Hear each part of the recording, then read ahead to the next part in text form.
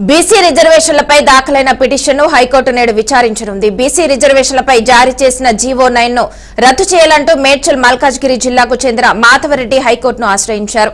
బీసీలకు 42% రిజర్వేషన్లు కల్పిస్తూ ప్రభుత్వం విడుదల చేసిన జీవోను సవాల్ చేస్తూ పిటిషన్ దాఖలు చేశారు.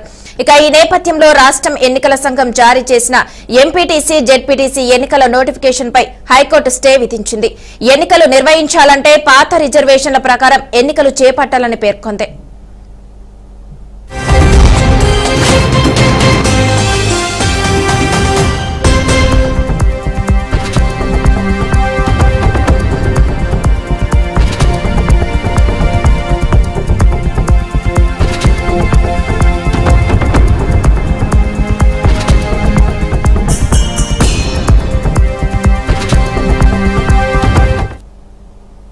ప్రభుత్వం నెల రోజుల్లో కౌంటర్ అఫిడవిట్ దాఖలు చేయాలని అక్టోబర్ 10న హైకోర్టు ఆదేశించింది. ప్రభుత్వం కౌంటర్ దాఖలు చేసిన 2 వారాల తర్వాత పిటిషనర్ రిప్లై అఫిడవిట్ దాఖలు చేయాలని సూచిస్తూ విచారణను 6 వారాలకు వాయిదా వేసింది.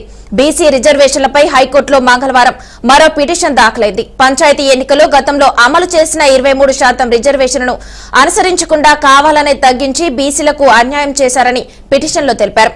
వెంటనే విచారణ చేపట్టి బీసీలకు న్యాయబద్దమైన రిజర్వేషన్లు కేటాయించేలా ఆదేశించాలని రాష్ట్ర బీసీ సంక్షేమ సంఘం అధ్యక్షుడు నరేందర్ గౌడ్ విజ్ఞప్తి చేశారు.